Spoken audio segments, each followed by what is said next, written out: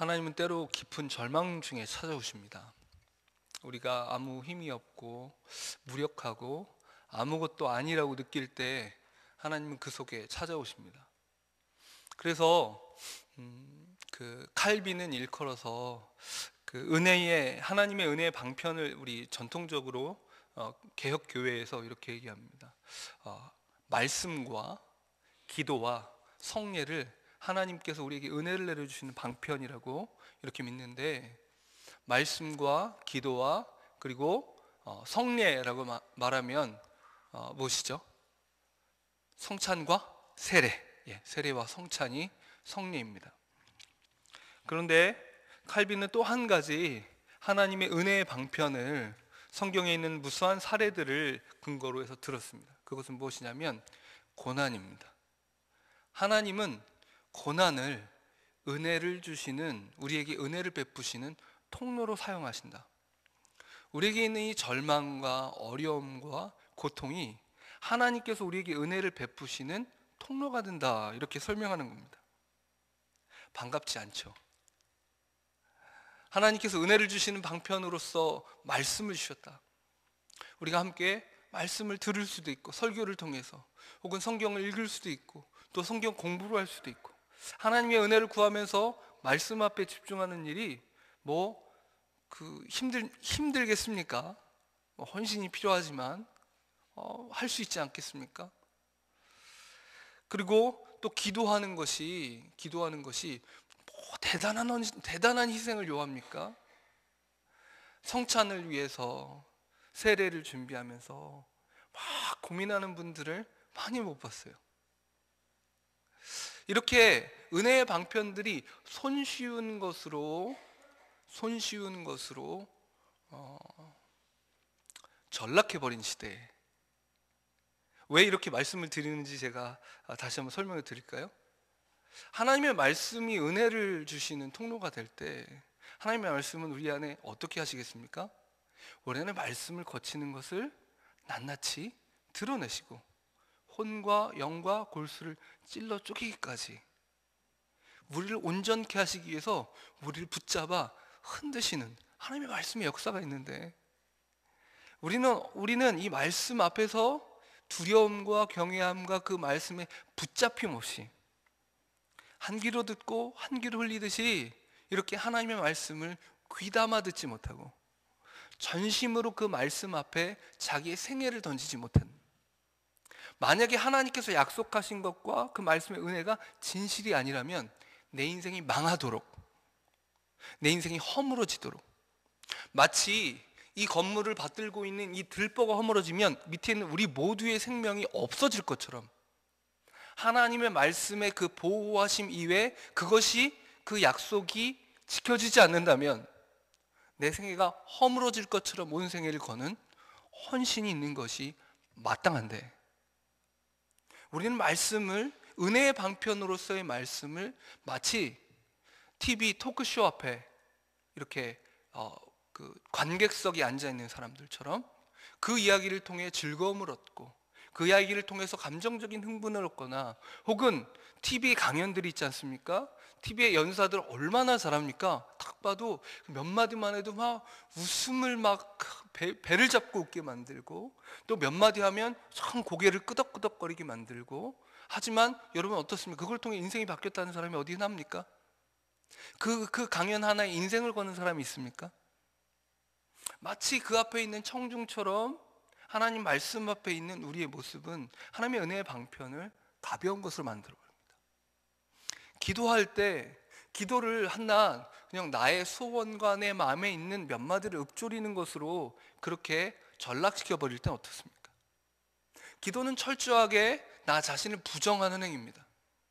내가 일하는 것보다 하나님의 일하심이 내 인생의 핵심이라는 걸 인정하는 시간입니다. 이것이 없이는 난 살 수 없다고 말하는 것입니다. 여러분, 앞에 우리 본당 들어오기 전, 예배당에 들어오기 전에 보시는 현수막에 산 자는 기도하고 기도한 자는 산다, 이 말씀이 말하는 바가 바로 그것입니다. 은혜의 방편으로서의 기도는 우리의 생애가 걸려 있는 것입니다. 그리고 세례는 어떻습니까? 세례의 의미에 대해서 그 의미에 대해서 더 마음으로 생각했던 것이 작년에 그 일본 단기 선교를 청년들과 함께 갔을 때입니다. 일본 사람이 다 참 신중하다고 그렇게 얘기하시더라고요, 선교사님이. 설명을 해주시면서 그냥 교회 1년 나와서 세례 받는 사람이 없다고. 5년, 6년 매주 예배 나오는 거예요. 그런데 세례는 안 받아요. 아니, 세례 받을 때가 됐는데 이 사람은 믿음으로 예배 드리는 것 같은데, 말씀도 간절히 받는데 도대체 왜 세례를 받지 않는지. 그런데 고민한다는 거예요. 내가 예수 그리스도의 그 생명 앞에, 그 십자가의 은혜 앞에 온 마음으로 온 생애를 걸 수 있는지 마음으로 고민한다는 거예요. 나의 온 평생을 다해서 그리스도 앞에서 내가 이제는 세상에 속하지 않고 하나님께 속한 사람이라고, 그리스도께 속한 사람이라고 고백하기 위해서 오랜 시간 자기의 마음을 살피고 과연 내가 진짠가? 과연 내가 내 평생을 다해 예수 그리스도를 향한 나의 이 헌신의 고백을 지켜낼 수 있을 것인가? 물론 자기의 힘과 의지로 그럴 수 있다고 생각한다면 그건 잘못됐겠죠. 하지만 자신 안에 하나님의 역사와 그 일하심과 그래, 나는 더 이상 다른 방법은 없어, 그렇게 더 이상 나는 다른 방법은 없어, 이렇게 결론이 날 때까지 고민하고 자신을 살피는 과정을 거친 다음에 5년, 6년 이렇게 지나서 세례식을 베풀 때에 그 은혜와 감격이란 말할 수 없다고. 정말 그렇게 하나님께서 세례식을 통해서 온 그 세례받는 한 사람뿐만 아니라 온 성도들에게 하나님의 사람이 된다는 것의 의미가 무엇인지, 그 앞에 자신의 생명을 드린다는 것이 무엇인지, 이제는 내가 십자가에서 예수 그리스도와 함께 죽고 이제 다시 그리스도와 함께 다시 일으켜 세워진다는 것이 무슨 의미인지를 절절히 경험하고 절절히 목격하는 그 세례. 여러분, 성찬은 다릅니까? 성찬 역시 예수 그리스도의 살과 피를 기념하는 겁니다.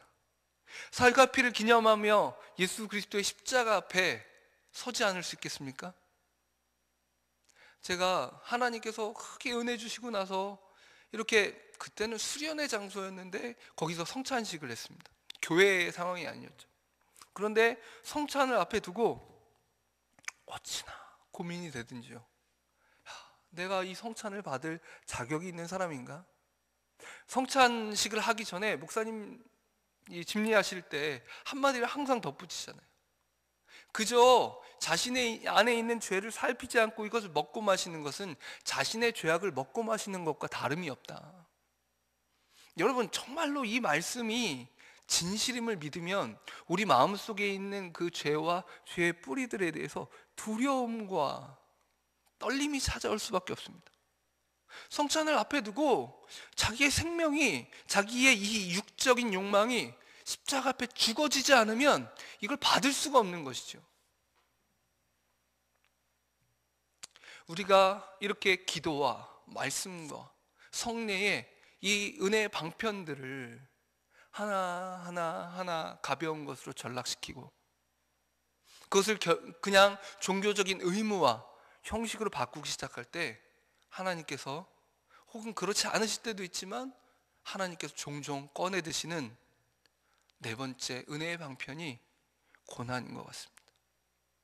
알아듣지 못할 때 하나님께서 고난을 통해서 우리의 주의를 집중시키십니다. 여러분, 자녀들을 훈계할 때 어떻습니까? 아무 때나 때리면 나쁜 부모죠, 그렇죠? 내가 기분 나쁘다고 때리면 안 되겠죠? 하지만 어떤 때에 때릴 필요가 있습니까? 이 정신 못 차리고 있을 때 정신을 확 들게 해야 될 때가 있습니다. 예를 들어 안전에 대한 문제가 있다든지, 아니면 지금 자기가 뭘 하고 있는지 전혀 깨닫지 못할 때 주의를 딱 집중시키기 위한 한 방법으로 이렇게 매를 드는 경우가 있습니다.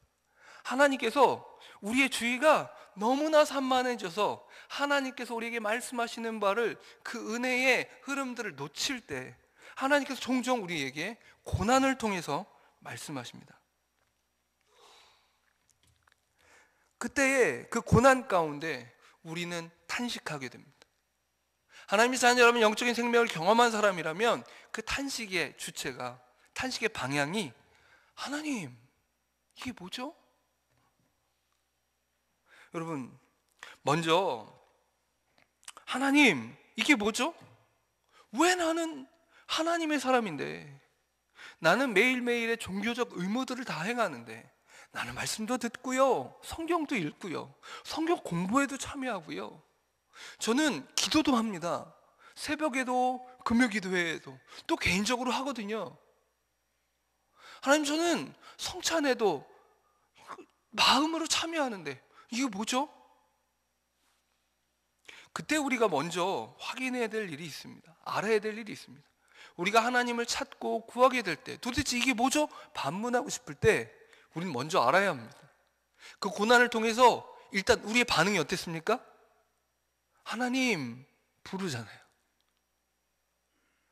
먼저 우리는 기억해야 될 것은, 오늘 본문의 기드온의 본문에 있어서도 정말 가장 중요한 것이 무엇이냐면, 하나님께서 먼저 찾아오셨다는 사실입니다. 하나님께서 우리를 먼저 찾아오세요.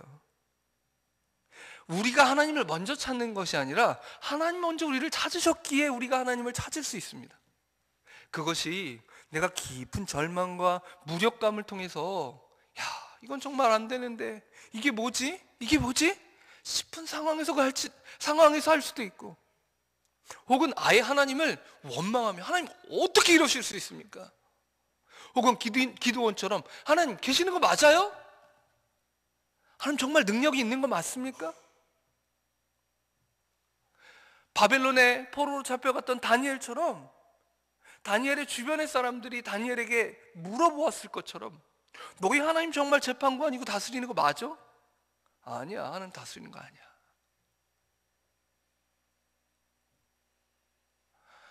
하나님께서 우리를 먼저 찾아오십니다. 먼저 찾아오시는 하나님, 고난 가운데서 우리가 꼭 기억해야 될 것은 우리를 먼저 찾아오신 하나님이십니다. 우리 옆에 분 보시면서 얘기해 주실까요? 하나님이 당신을 찾아오셨습니다. 이렇게 한번 얘기해 주십시오. 자, 반대편 분에게, 하나님이 고난을 통해 당신을 찾아오십니다. 예, 서로 반갑지 않은 이야기들을 근데 여러분, 고난을 통해가 강조점입니까? 찾아오셨습니다가 강조점입니까? 찾아오셨습니다가 강조점입니다. 찾아오셨습니다가 강조점입니다. 고난은 짧은 겁니다. 우리에겐 영혼의 삶이 있기 때문에 이 짧은 세상에서의 고난이 때로는 길게 여겨질지 모르지만, 며칠, 몇 달, 몇 년,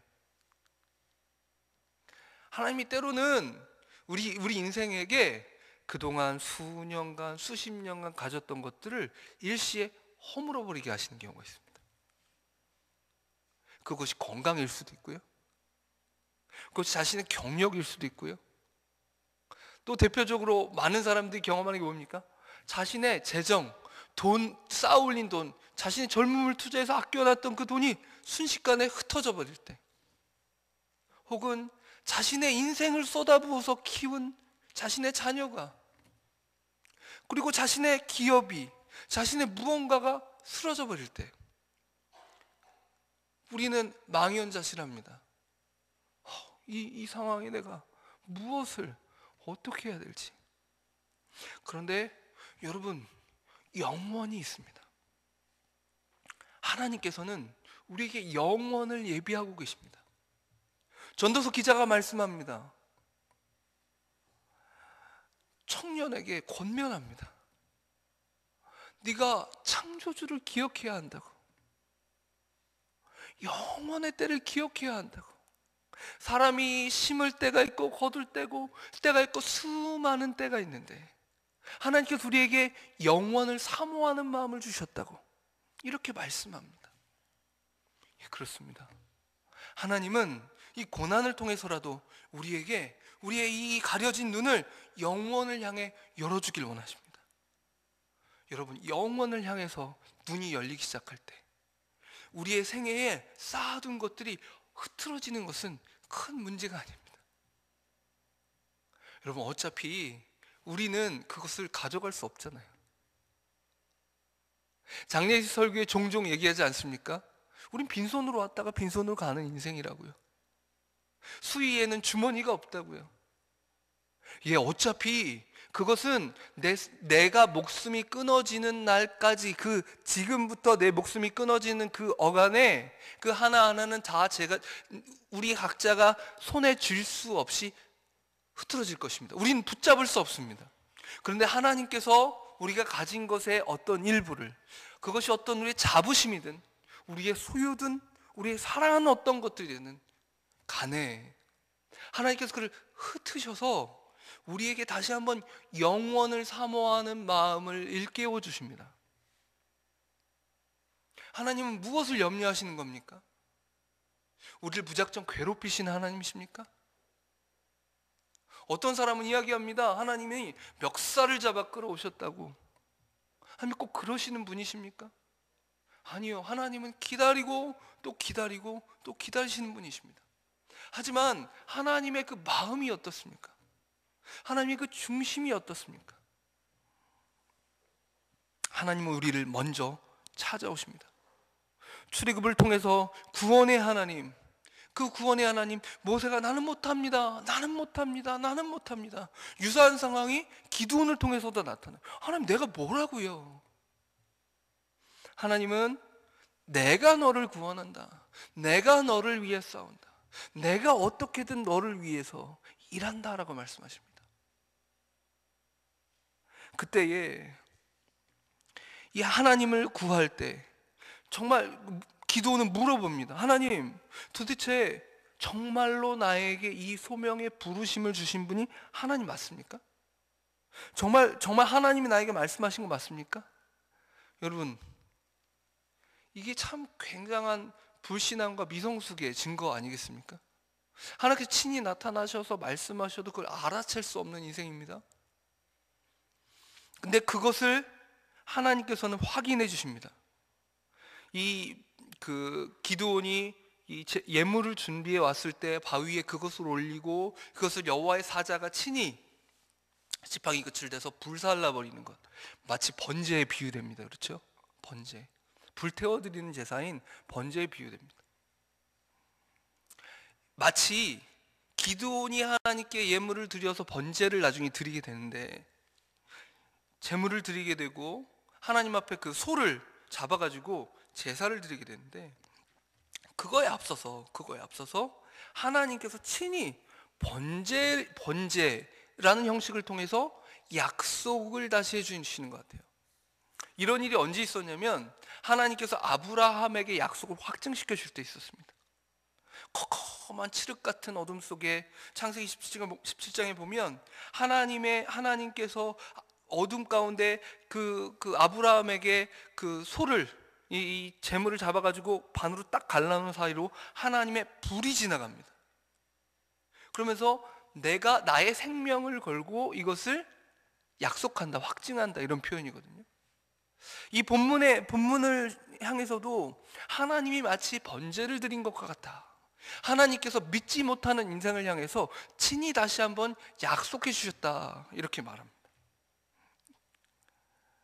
그때에 그 하나님의 임재가 확인되는 그 순간 기드온 안에는 두려움이 찾아오기 시작합니다. 하나님의 거룩하심에 대해서, 그 임재에 대해서 많은 학자들이 이때에 등장하신 여호와의 사자는 기드온이 하나님이라고 이렇게 표현하고 여호와라고 표현하거든요. 성자 예수 그리스도께서 구약 시대에 친히 기드온에게 나타나신 것이다. 왜냐하면 여호와의 사자가 하나님을 언급하거든요. 그죠? 대언자로서, 메신저로서의 역할을 실제로 하거든요. 그런데 기드온은 그 여호와의 사자를 다시 하나님으로 인식합니다. 그렇다면 뭡니까? 그 하나님의 위격을 생각할 수밖에 없죠. 예수 그리스도께서 친히 기드온을 만나 주셔서 큰 용사로 불러주시고, 또 그리고 자신을 통해서 스스로 그 약속해 주시는 거예요. 내가 너의 하나님이라고. 내가 너의 하나님 맞다고. 여러분, 이런 일이 언제 일어났습니까? 구약의 기도원만 경험했습니까? 아니요, 그렇지 않습니다.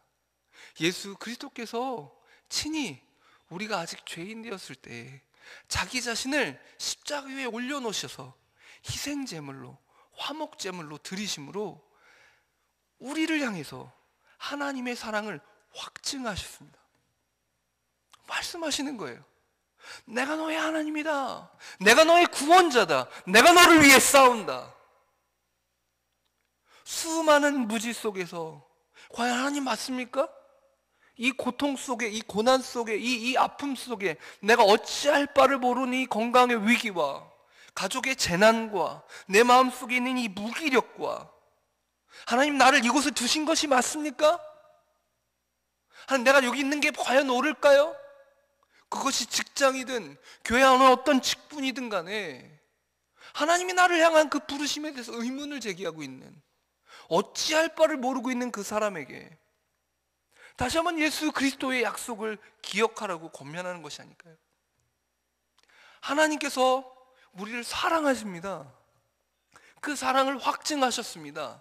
예수 그리스도의 십자가를 통한 그 언약은 그 노아를 통한 무지개 언약과 비할 수 없습니다. 시내산에서 모세를 통해서 주신 시내산 언약과 비교할 수 없습니다. 모든 하나님의 약속의 최종판은 십자가 위에서 이루어졌습니다. 하나님이 세상을 이처럼 사랑하사 독생자를 주셨으니 이는 그를 믿는 자마다 멸망치 않고 영생을 얻게 하려 하심이라. 주님 우리에게 약속하십니다. 친히 우리에게 약속하십니다. 친히 자신을 제물로 드리심으로 예수 그리스도께서 우리에게 나다, 바로 나다, 바로 나다, 하나님을 하나님으로 알아볼 눈이 없고, 여러분 왜 우리가 서 있는 그 자리가 불안하고 힘들고 감당 안 된다고 얘기합니까? 하나님께서 바로 이 자리에 나와 함께 계시고, 나와 지금 나를 향해서 말씀하시는 분이, 나를 이곳에 두신 분이 바로 다른 어떤 이가 아니라 예수 그리스도시라는 사실을, 심지어 고난 가운데서도 이 고난이 거저 나에게 찾아온 것이 아니고, 하나님의 실수가 아니고, 나의 낙심할 만한 이 모든 환경과 나의 이 미련함과 이 답답함과 사방의 우겹삼을 당한 것 같은 그 모든 상황들이 하나님의 실수나 그의 외면이나 그의 부재가 아니라 여전히 그 가운데서도 하나님께서 함께 하시는 것이라고, 여전히 하나님의 사랑은 실패하지 않는다고. 여러분, 우리 크리스찬들에게, 그리스도인들에게 정말 소망이 될 만한 말이 있습니다. 나는, 한번 따라해 보실까요? 나는 실패할 수 있지만 하나님은 실패하지 않으신다. 그렇습니다. 내가 도모하고 추구하는 바는 항상 실패할 가능성이 있습니다. 그것이 아무리 경건한 시도를 할지라도 이것이 실패구나 이렇게 판명되는 순간이 있을 수 있습니다. 그런데 여러분 어떻습니까? 하나님의 나라가 실패합니까? 사도 바울이 끊임없이 그 전도 여행을 다니면서 그에게 얼마나 많은 실패가 있었습니까? 그의 가르침이 항상 성공적이었습니까? 혹은 그가 복음을 전하면 모든 곳에 환영하고 곳곳에서 다 교회가 일어났겠습니까?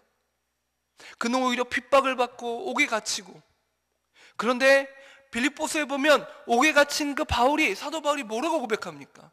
나의 갇힌 것이 도리어 유익이 됐다고. 사람들은 그때 얘기했어요. 사도 바울이 실패했다고, 그는 더 이상 복음을 전할 수 없다고. 그런데 바울은 뭐라고 얘기합니까? 내가 여기 갇혀서 감옥에 갇힌 사람들을 위해서 복음을 전할 특권이 생겼다고 얘기하는 겁니다. 이곳에서도 하나님의 복음은 멈추지 않는다고 얘기합니다. 사람들은 바울이 더 이상 복음의 사역을 제대로 할 수 없을 거라고 얘기하고, 그의 복음 사역은 이제 멈춰졌다고 얘기하고, 실패라고, 더 이상 진전이 없을 거라고 얘기하는 그 순간에 어떤 사람은 사도 바울이 지금 못하고 있을 때 내가 열심히 복음을 전해서 봐라, 내가 더 많이 했다 자랑하기 위해 복음을 전했고, 또 어떤 사람은 바울 사도가 이렇게 갇혔으니 나라도 더 애를 써야지 하고 헌신하는 마음으로 복음 사역에 헌신하기 시작했습니다. 사도 바울은 뭘 보는 겁니까? 자신의 몸에 갇혀있음을 바라보지 않고 뭘 바라보는 겁니까? 여전히 나는 갇혀있지만 하나님의 복음은 멈추지 않는 것을 보는 것입니다. 이 감옥에서도 멈추지 않고, 이 고난 가운데서도 멈추지 않고, 하나님의 일하심은, 그의 통치는 실패하지 않습니다. 내가 아무것도 할 수 없는 그 상황이어서, 내가 아무것도 할 수 없어서 나는 정말 무력하고 아무것도 아니라고요? 천만의 말씀이요. 그 상황 가운데서 하나님은 우리를 사용하실 수 있으십니다. 웨일즈의 부흥을 위해서, 우리 이 땅 조선의 부흥을 위해서 1900년대 초반에 기도하던 사람들의 이야기를 들어보면, 그 사람들 중에는 수년 동안 거동조차 못하고 그저 침대에 누워만 있던 한 자매의 이야기가 있어요. 계속 뭘 합니까? 자신의 그 무력함 속에서, 아무것도 할 수 없는 그 불행, 그 고난, 그 무력, 그냥 몸으로 느껴지는 그 무력함 속에서 무엇을 하는 거예요? 하나님 앞에 부흥을 간구하는 거예요. 그리고 그 부흥이 임하는 것입니다. 우린 무력하고 아무것도 아닌 것 같아도 하나님은 우리를 통해 일하십니다. 실패하지 않으십니다. 그리고 그 하나님의 실패하지 않는 하나님 나라 역사를 통해서 다시 우리는 그 무력함으로부터 구원을 받습니다. 나의 무력함이 망함이 아니구나, 그저 실패가 아니로구나.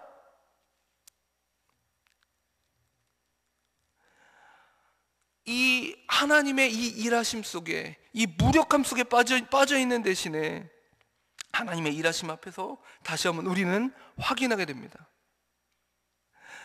기드온이 얼마나 미숙했냐면, 그러고 나서 두려움과 떨림으로 나 이제 죽겠구나 그랬어요. 하나님이 나에게 드러내고 나타내셨는데 왜 죽이십니까? 그죠? 하지만 이제 한편으로 이해는 가죠. 베드로 사도가 그렇게 고백했잖아요. 나는 죄인이로소이다, 나를 떠나소서, 이렇게 고백하잖아요.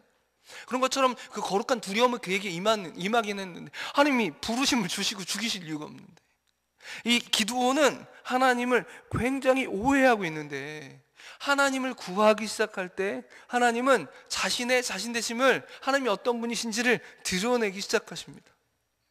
하나님이 얼마나 기드온에게 자신을 알려주시기 시작하는지, 모세에게 자신이 어떤 하나님이신지를 알려주기 시작하고 10가지 재앙을 통해서 하나님이 어떤 분이신지를 알려주기 시작하는 것처럼 이런 일이 일어나는 겁니다.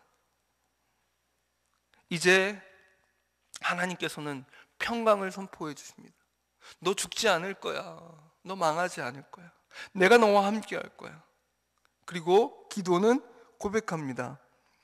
그 상수리나무 아래에서 제단을 쌓고 여호와 샬롬이다 라고 불렀습니다. 그리고 나서 하나님의 함께 하심과 그 약속을 확인하고 나서, 그의 참된 임재를 확인하고 나서 하나님이 처음 요구하신 게 무엇입니까? 바른 예배의 회복입니다. 이제 하나님을 만난 삶에는 그 합당한 열매가 맺혀지기 시작해야 합니다. 그 첫 열매가 바로 예배입니다. 예배의 회복입니다. 모든 싸움은 예배의 싸움입니다. 여러분, 예배가 핵심입니다. 이 의식 자체가 핵심이라고 말하는 것이 아니라 나의 주인이 누구인지를 확인하는 것, 나의 왕이 누구인지를 확인하는 것이 인생의 핵심입니다.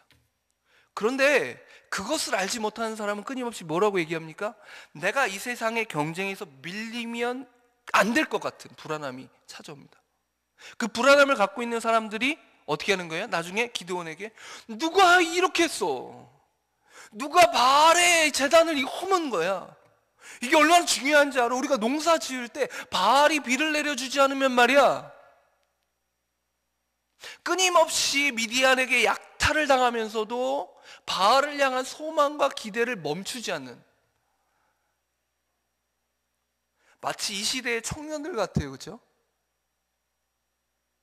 대학을 나와도 대부분 취업이 잘 안 되는데, 삼성 같은 대기업에 들어가도 요즘 얼마 전에 들었어요.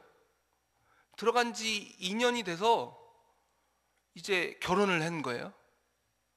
근데 정부에서 계속 대기업에 압력을 넣으니까 원래 필요한 것보다 더 많이 뽑잖아요.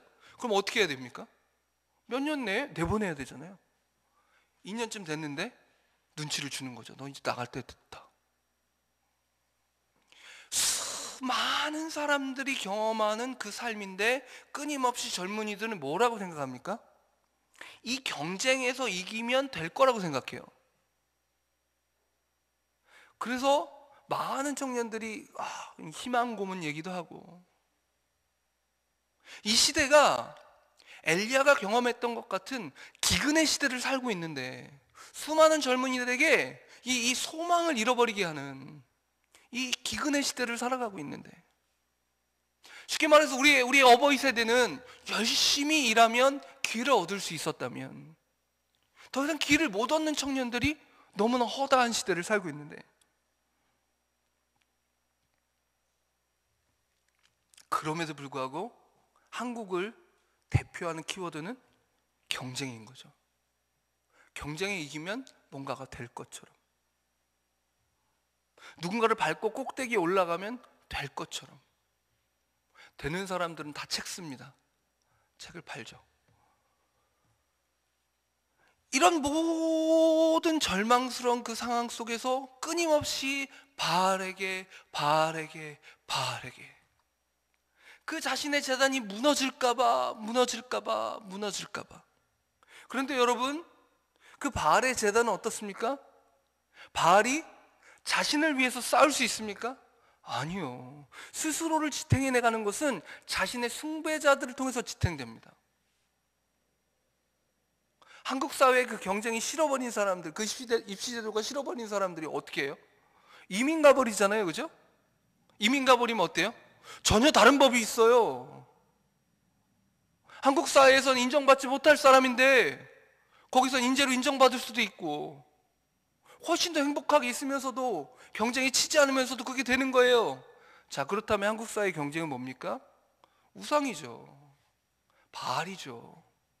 한국 사회에 있는 경쟁을 중요하게 여기는 그 사람들이, 경쟁 자체가 100% 나쁜 개념이라는 의미가 아니고 한국 사회에 있는 이 경쟁에 대한 우상 숭배가 나쁘다는 얘기입니다. 이것을 이 경쟁이 아니면 안 될 것처럼 생각하는 추종자들에 의해서 떠받쳐진 이 재단이죠. 이거에 위해를 가하면 어떻게 됩니까? 무수한 반발들이 있습니다.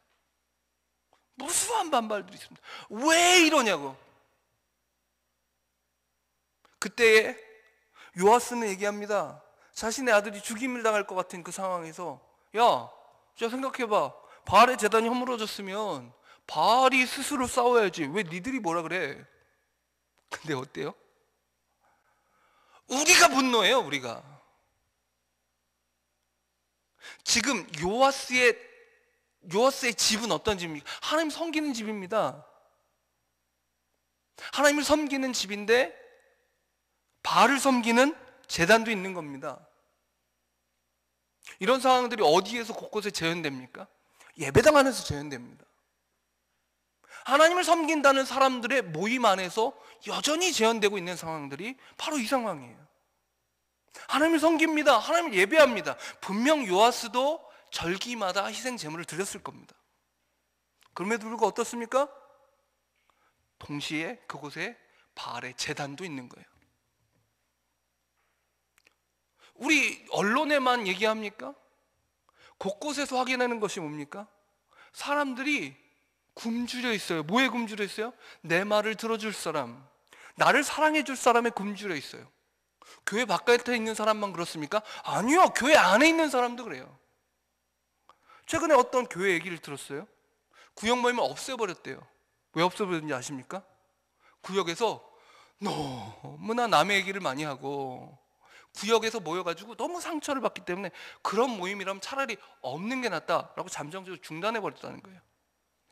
공동체가 아닌 교회, 서로를 신뢰할 수 없는 마른 공동체라고 말하고 마른 신자들에게 모임이라고 말하지만 그 안에 바알의 제단이 버젓이 있어서 도무지 그곳이 하나님의 은혜를 발견하기가 너무나 힘들고, 수많은 사람들이 이야기하기를 이런 것이 교회라면 내가 교회를 왜 나가야 되는지 모르겠다고 말하는 수많은 상황들이 교회 안에, 예배당 안에 여전히 바알의 그 재단이 쌓아 올려져 있는,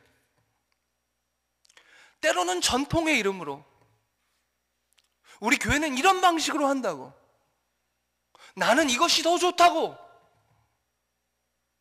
그런데 그것이 하나님을 향한 예배의 본질도 아니고, 하나님을 참으로 찾는 것도 아니고, 하나님 참으로 원하시는 것도 아닌, 그래서 내가 익숙한 삶, 내가 그저 선호하는 것.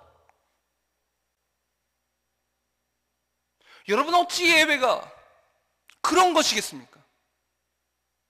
이들은 예배에 대해서 오해하고 있는 겁니다.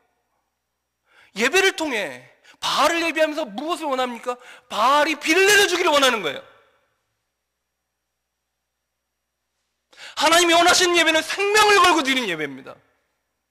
나의 재단을 허물어버리고 너무나 두렵고 떨려서 내가 세상에 보복당할 것 같은데, 그런데 떨며 바알의 재단을 허물고 하나님께 드리는 그 예배,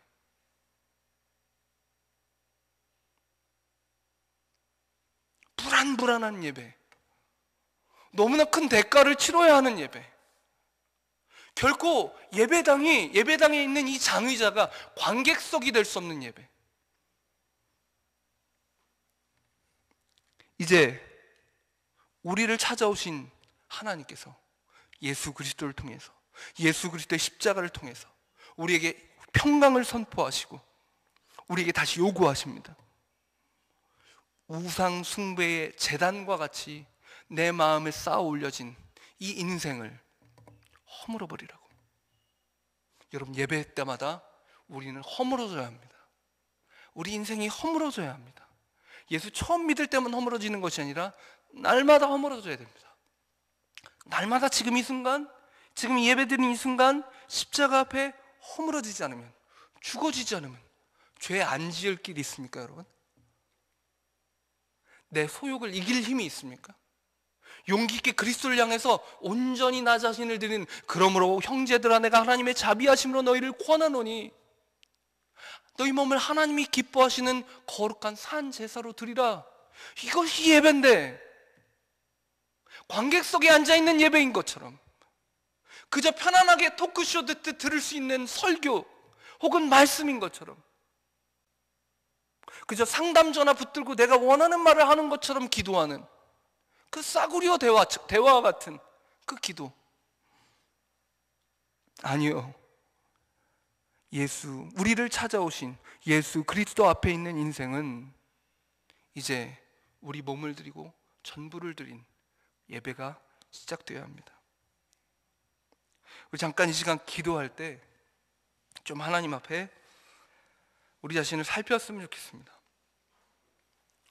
먼저 우리가 함께 기도했으면 좋겠는 건, 우리를 먼저 찾아오신 하나님을 기억하고 고백하고 찬양하는 기도를 드렸으면 좋겠습니다. 예수 그리스도께서 우리를 찾아오셨습니다. 그리고 자신의 몸으로 믿을 수 없는 우리에게 약속을 주셨습니다. 우리를 찾아오신 예수 그리스도, 친히 몸으로 약속하신 예수 그리스도 십자가를 우리가 고백하고 신뢰하고 감사하며 찬양하는 기도로 함께 올려드리겠습니다. 함께 기도하겠습니다. 하나님 아버지, 나를 찾아오신 예수 그리스도, 내가 어떤 절망 가운데 있던, 어떤 상황 가운데 있던 나를 먼저 찾아오신 그 하나님을 기억합니다. 다른 어떤 것도 중요하지 않습니다. 내가 먼저 하나님을 찾은 적이 없고 내가 먼저 하나님을 구한 적이 없습니다. 하나님이 먼저 나를 찾아오셔서 내 안에 하나님 약속해 주셨습니다. 하나님의 몸으로 친히, 예수 그리스도의 몸으로 친히 약속해 주셨습니다. 십자가에 자기를 들이심으로 우리에게 하나님의 사랑을 확증해 주셨고, 하나님의 그 구원의 약속을 최종적으로 확인시켜 주셨습니다. 이제 기도원이 그랬던 것처럼 우리를 찾아오신 예수 그리스도 앞에 우리에게 확약하신, 우리에게 확증하신 그 하나님의 약속 앞에 우리가 예배하길 원합니다. 하나님을 인정하길 원합니다. 찬양하길 원합니다. 그것 아닌 다른 어떤 것도 우리의 삶의 중심이 될 수 없고, 우리를 찾아오신 예수 그리스도를 향한 다른 어떤 것도 온당한 고백과 온당한 반응이 될 수 없습니다. 우리가 예배하길 원합니다. 하나님, 우리 예배하길 원합니다. 우리에게 우리를 예배하길 원합니다. 우리가 하나님 예배를 회복할 수 있도록 주님 도와주시옵소서. 우리가 또한 함께 기도하겠습니다. 우리가 하나님에 대한 오해로부터 벗어날 수 있도록 기도했으면 좋겠습니다. 기도원이 찾아오신 예수 그리스도를 제대로 알아보지 못하고 그저 두려움에 떨었던 것처럼, 하나님의 평강을 알지 못했지만 점점 알아가는 것처럼, 주님, 우리를, 하나님을 알게 해주십시오. 바알보다 작은 하나님이 아닌데, 세상보다 작은 하나님이 아닌데 우리가 세상을 두려워하고 있습니다. 우리가 우리의 모든 상황보다 크신 하나님을 알 수 있도록 해달라고, 하나님을 아는 지식으로 우리를 채워달라고 간구하겠습니다. 하나님 아버지, 우리가 하나님을 알아야 되겠습니다. 우리가 하나님을 찾을 때, 하나님을 구할 때, 정말 하나님 맞습니까? 하나님 나를 보내신 것이 맞습니까? 나를 이곳에 있게 하신 분이 하나님이십니까? 이 상황을 허락하신 분이 하나님이십니까? 그럼에도 불구하고 일하실 분이 하나님이십니까? 우리가 반문할 때, 확신할 수 없을 때 하나님 찾아오셔서 확신시켜 주십시오. 알려주십시오. 하나님이 얼마나 분인지, 어떤 분인지, 하나님의 마음이 어떤지, 하나님께서 그 능이 어떠신지, 하나님의 그 열정과 하나님의 그 분노가, 하나님의 그 하나님 우리를 찾고 찾으시는 그 마음이 무엇인지 우리로 알게 하시길 원합니다. 하나님을 아는 지식으로 우리의 마음을 채워주십시오. 우리가 너무 무지해서 하나님을 세상보다 작게 생각하고 하나님 눈치를 보는 것이 아니라 하나님을 두려워할 줄 아는 것이 아니라 세상을 두려워하고, 하나님, 바알의 제단이 허물어졌을 때 누가 이걸 허물었냐고 분노하기까지 하는, 중심이 무엇인지 모르고 핵심이 무엇인지 모르고 인생에 하나님 놓치지 말아야 될 가치가 무엇인지를 알지 못하는 무지한 우리를 향하여서 하나님 알게 해주십시오. 하나님 우리를 알게 해주십시오. 하나님을 향한 지식으로 우리를 채워주시옵소서. 우리가 다시 한번 마지막으로 기도하겠습니다. 우리에게 예배가 회복되도록, 청중으로서 예배가 아니라, 관객으로서 예배가 아니라, 오늘도 십자가 앞에 내가 죽어야 하는 그 예배를, 몸으로 드리는 산 제사를, 내 몸이 제물이 되는, 인생이 제물이 되는 그 예배를, 내 인생의 모든 것을 대가로 지불해야만 하는 그 예배를 회복하게 해달라고, 내 삶의 현장에서 이 예배 시간에도 그것을 놓고 씨름할 뿐만 아니라 내 기도의 시간에도 말씀 앞에서도 그 말씀이 내게 이루어지지 않으면 내가 살 수 없겠기에 몸부림치고, 가정 안에서도 내가 나의 가족을 깊이 이해하고 사랑하지 않으면 견딜 수 없도록, 교회 안에서, 공동체 안에서, 또 직장 안에서, 이웃들 안에서 내가 사랑할 수 없는 바로 그 사람을 향해서 원수를 사랑하라고 말씀하신 예수 그리스도를 생각하며 씨름하는, 사랑을 이루어야만은, 나의 사랑이 아닌 그리스도의 사랑을 이루어야만은 그 참된 헌신과 산 제사가 내 안에, 내가 사는 것이 아닌 예수 그리스도 사는 그 예배가 회복되게 해달라고 함께 기도하겠습니다. 하나님 아버지, 이 시간 우리 안에 참 예배가 회복되길 원합니다. 결코 우리가 관객석에 앉아있지 않게 해주십시오. 토크쇼를 듣든 말씀을 듣지 않게 해주십시오. 하나님, 그저 한 전화통을 붙잡고 마음에 가는 소리를 하듯 기도하지 않게 해주십시오. 우리의 생애를 건 기도를 하게 하시고, 우리 자신을 부인하는 기도하게 하시고, 우리의 뜻이 아닌 하나님의 뜻을 구하며 몸부림치게 하시며, 하나님의 말씀 하나하나가 내 삶에 이루어져야겠기에, 그 말씀이 이루어지지 않으면 그리스도의 생명이 나타나지 않을 것으로, 그리스도의 생명을 경험하기 위해서 내가 죽어져야 하고, 내가 오늘도 십자가에 못 박혀야 하고, 다시 한번 예수 생명을 힘입어 오늘도 그 부활의 생명을 살아야 하겠기에, 몸부림치는 하나님, 온전히 온 생애를 대가로 지불하지 않고서는 드릴 수 없는 참 예배를 회복할 수 있도록 도와주시옵소서. 기도원에게 요구하신 것처럼 또한 우리에게도 이 참 예배를 회복할 수 있도록 도와주시옵소서. 주님, 그를 예배하게 하시던 하나님께서 우리를 예배하게 하실 줄 믿습니다. 하나님 아버지, 연약한 우리 인생 가운데 찾아오셔서 세를 행하신 하나님을 찬양합니다. 이제도 미련한 우리에게 찾아오셨으니, 이제도 미련한 우리에게 십자가를 통해 약속하셨으니, 그리고 우리에게 온 생애를 건 예배를 회복하라고 도전하셨으니, 우리가 하나님 그것을, 하나님 그 말씀 앞에 순종키를 원합니다. 우리 안에 예수께서 살아계심을, 우리 안에 다른 어떤 것도 다스릴 수 없음을 하나님 순간순간 삶으로, 입술로 고백하기를 원합니다. 기도원을 참된 예배자로 만들어내신 하나님, 우리를 그렇게 참된 예배자로 만들어 주십시오. 하나님의 열심이 우리 안에 성공할 것을 신뢰합니다. 예수 그리스도의 이름으로 기도드립니다. 아멘.